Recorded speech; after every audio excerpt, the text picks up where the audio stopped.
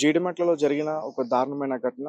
కన్న తల్లే ఇద్దరు బిడ్డలను కూడా అతి దారుణంగా ఒక కత్తితో నరికి చంపింది. ప్రస్తుతం మనతో పాటు మాట్లాడడానికి వాళ్ళ నైబర్స్ అయితే ఉన్నారు. ఒకసారి వాళ్ళతో మాట్లాడే ప్రయత్నించాను. సార్ నమస్తే. సో, అసల ఈ ఘటన తెలుసా మీకు? కన్న తల్లే ఇలా దారుణంగా వాళ్ళిద్దరిని కూడా చంపేయడం. 4-10 నిమిషాలకి మేము పక్క అపార్ట్మెంట్‌లో ఉంటాము. మేము ఇంట్లో ఉంటే పైనుంచి కింద పడి సౌండ్ వచ్చింది. జస్ట్ సౌండ్ ఏందని దౌడేసుకుంటూ వచ్చాము. వచ్చేసరికి కింద పడి ఉంది. వెంటనే 108కి ఫోన్ చేసి 108 వచ్చే లోపల మళ్ళీ డౌట్ వచ్చి పిల్లలు ఎంతసేపు కిందికి రాలేదని చెప్పేసి అప్పుడు పైకి పోయి చూస్తే అప్పుడు పిల్లల్ని ఇది చేసి ఉంది. ఇక 108 వచ్చింది. అప్పుడు చిన్న పిల్లోడు కొంచెం ఊపిరితో ఉంటే 108లో చిన్న పిల్లోడిని మల్లారెడ్డి హాస్పిటల్ కాడ తీసుకెళ్ళడం జరిగింది. అక్కడ తీసుకెళ్ళేసరికి ప్రాణం పోయింది. అంటే మీరు పైకెళ్లారా సార్?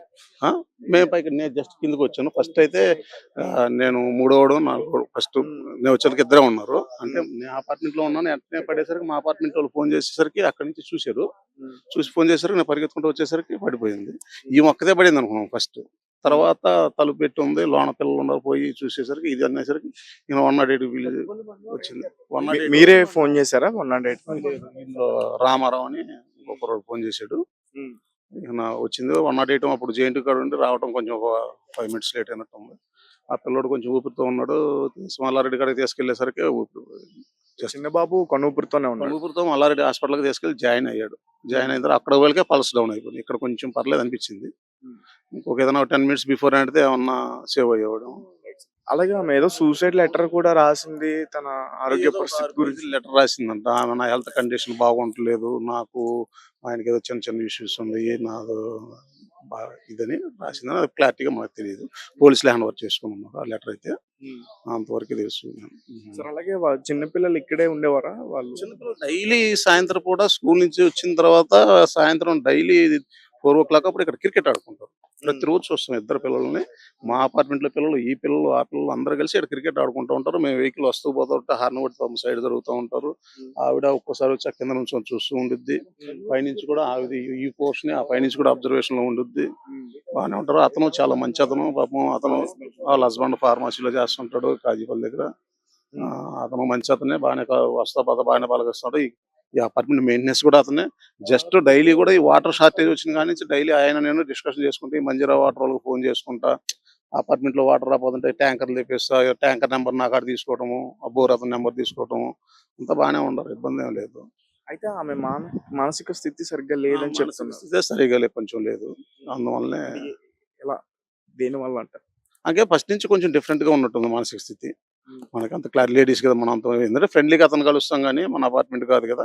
మనం ఈ రోడ్డు మీద మాట్లాడటమే కానీ అంత కండిషన్ కాదని అంటారు. కిందకు వచ్చినప్పుడు వాళ్ళ వీళ్ళ మీద అరవడం అట్లాంటివి చేసేది ఏం చేయదు. ఏదన్నా ఉందా వాళ్ళ ఇంట్లో అరుచుకోవడం, వాళ్ళ మీద వీళ్ళ మీద అరవడం కూడా పెద్దగా ఏం లేదు. పిల్లలు అది ఆడుకుంటూ ఉంటారు. ఇక్కడ చూస్తుంది పోయి చూసుకుంటూ ఉండేది. సరే, ఎప్పుడన్నా హస్బెండ్ అండ్ వైఫ్ గొడవ పడడం అట్లాంటి సిచ్యువేషన్స్ జరిగినాయి? గొడవ పడ్డారు మనకైతే తెలియదండి. మనం బయట కలిసి వాళ్ళం కానీ మనం అపార్ట్మెంట్ కాదు, పక్క అపార్ట్మెంట్ కదా. అంత రోడ్డు ఎక్కి అంత గలబాలైతే ఏం జరగలేదు. రోడ్డు మీద ఎక్కితే మనకు తెలుస్తుంది కానీ రోడ్డు మీద ఎక్కిన గలబాలైతే ఏం జరగలేదు. దీన్ని ఎలా చూడాలి సార్? అంటే ఒక కన్న తల్లి ఇద్దరు పిల్లల్ని కూడా చాలా దారుణంగా చంపేసింది. ఇది క్షమించండి అండి. ఒక విధంగా చెప్పాలంటే మాకే చాలా బాధాకరంగా ఉందా తెలిసింది. కానీ నిన్న నుంచి మేమే డిప్రెషన్ లో పోయాం వాస్తవానికి. నిన్న సాయంత్రం 4 గంటల నుంచి ఈ రోజు ఇప్పటి వరకు కూడా మేము ఏ పని చేయాలని చేతగా కళామయ మా కళ్ళ ముందు తిరిగే పిల్లలు డైలీ చూస్తూ ఉన్నాం. చాలా బాధగా ఉన్నాం. సాధారణంగా మన ఏదైనా చిన్నపిల్లలకి దెబ్బ తగిలితే ఫస్ట్ అమ్మ దగ్గరికే పోతారు. కానీ ఆ మైండ్ ఏమైందో ఏందో అర్థం కాలేదు. ఒక్కసారిగా డిప్రెషన్ అంత కసిగా కొబ్బరి బొండలు కత్తితోటి నరికిందంటే అది ఒక విధంగా. కత్తి ముందే తెచ్చి పెట్టుకుందా అంటారా సార్? లేకపోతే ఇక్కడ కత్తి ముందే తెచ్చిపెట్టుకుంది ఆమె. నేను ఏదో స్కూల్ కూడా పంపలేదు అంటున్నారా, ఏదో మొత్తం ఏదో సంథింగ్ ఏదో ప్లాన్ మనకైతే తెలియదు కానీ. Right sir. ఎప్పుడైనా వాళ్ళ హస్బెండ్ తో మాట్లాడే ప్రయత్నం చేశారా తేజస్విని రెడ్డి వాళ్ళ హస్బెండ్ తో? నాకు అంతగా పరిచయం లేదు కానీ అంటే చెప్తున్నాను బట్టి అయితే హస్బెండ్ ప్రాబ్లం ఏమున్నట్టు కనిపించలేదు. అసలు ఎలా చూడాలి సార్ ఈ ఘటనని? చాలా దారుణంగా ఆమె వాళ్ళని చంపి ఆమె చనిపోవడం.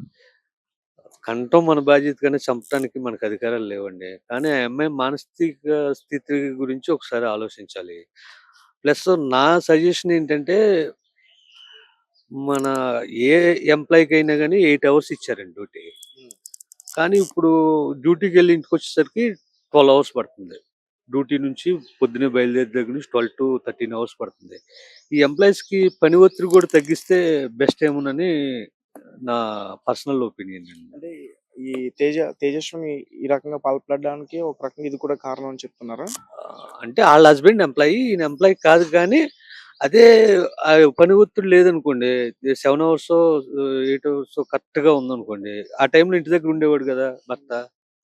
అంటే ఆ టైంకి ఇంటికాడ ఉంటే ఒకవేళ ఈ ఆ! ఘటన జరిగేది కాదని చెప్తున్నారు. ఆ! సేవ్ చేసుకోవడానికి అవకాశం ఉండేది కదా!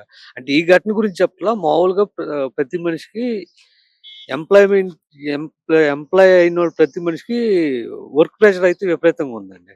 హ్మ్. వర్క్ ప్రెషర్ తగ్గితే కొన్ని కొన్ని సమస్యలకి పరిష్కారాలు గూడా వస్తాయి అనేది నా పర్సనల్ ఒపీనియన్.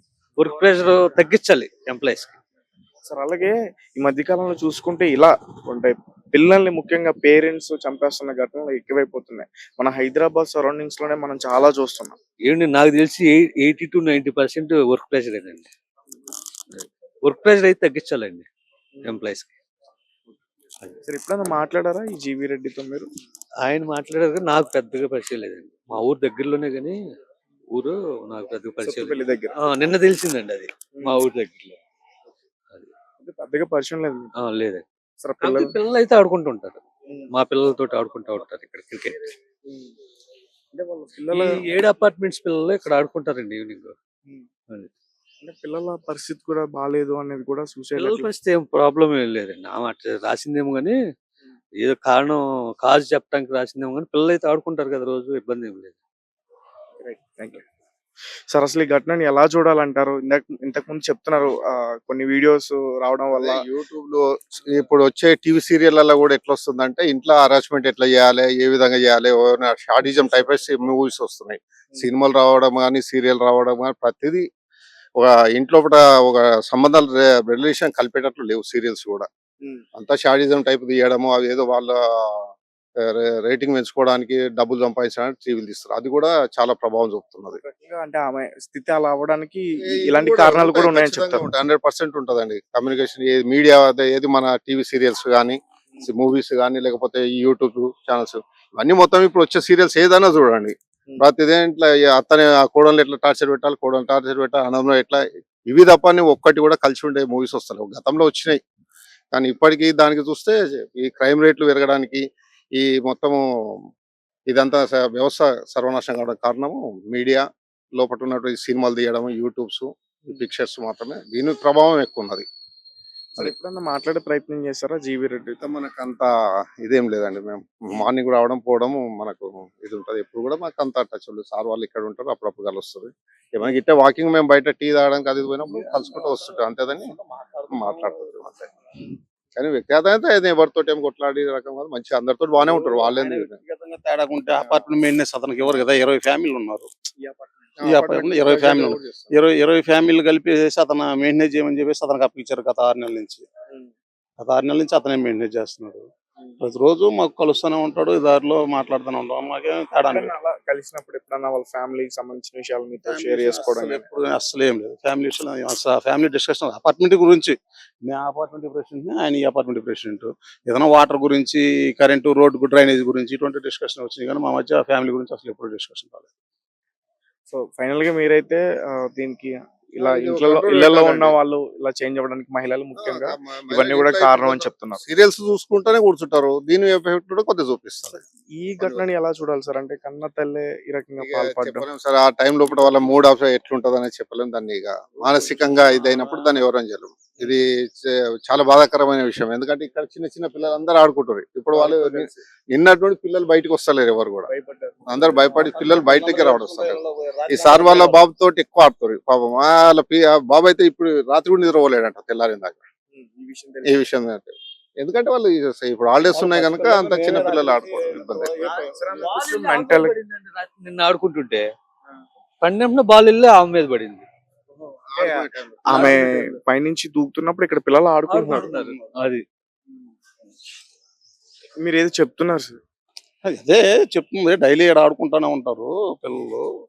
కానీ మేము డైలీ డిస్కషన్ చేసుకున్న ఫ్యామిలీ గురించి అయితే ఇంతవరకు ఎప్పుడు మేము ఫ్యామిలీ అట్లా ఇట్లా అతను ఎప్పుడు చెప్పారు కూడా మేము ఎప్పుడు ఏదైనా అపార్ట్మెంట్ గురించి డ్రైనేజీ మోరీల గురించి వీటి గురించి మాట్లాడుకుంటాం తప్ప అలాగే ఇక్కడ ఆడుకుంటున్న పిల్లలందరూ కూడా ఒక్కసారిగా భయపడినట్టు ఎవరు బయటికి రావట్లేదు. వాళ్ళు మొత్తం వెళ్ళిపోయారు బయట రాత్రి అంతా నిద్ర పడదు మా అపార్ట్మెంట్ లో పిల్లలు అయితే మార్నింగ్ షిఫ్ట్ ఆడుకోవాలండి వాళ్ళు, ఇప్పుడు ఎవరు లేరు ఇక్కడ. లేకపోతే ఈ టైంకి ఆడుకునేవాళ్ళు డైలీ స్కూల్ లేకపోతే ఆ స్కూల్ లేకపోతే ఉదయం పూట కూడా వాళ్ళే కదా మామూలుగా అయితే ఇప్పుడు ఆడుకోవాలి వాళ్ళు, ఎవరు లేరు. మాకు కూడా భయపడిపోయి రాత్రి నుంచి నిద్ర లేదు వాస్తవాన్ని చెప్పాలంటే. మాకే భయం అనిపించింది సిచ్యువేషన్ చూసి, ఎందుకంటే పక్కనే కదా అందులో అతను కొంచెం మేము కలిసి మాట్లాడుతూనే ఉంటాం. సరే, ఇంతకు ముందు కూడా ఈ అపార్ట్మెంట్స్ దగ్గరే ఏదో ఒక మర్డర్ జరిగింది అంటున్నారు. మర్డర్ కాదు, లాస్ట్ 7 months బ్యాక్ ఆయన ఏదో బెట్టింగ్ యాప్స్ లో కొంచెం అమౌంట్ పోగొట్టుకొని ఆయన ఫైనాన్స్ ఇబ్బంది వల్ల ఇద్దరు పిల్లలు ఫ్యామిలీని ఆయన చేసి తర్వాత ఆయన హ్యాంగింగ్ చేసుకొని చనిపోయాడు ఈ అపార్ట్మెంట్ లో. అంటే పిల్లల్ని చంపేశాడు. భార్యను పిల్లల్ని చంపేసి అతను ఇదయ్యాడు. Thank you.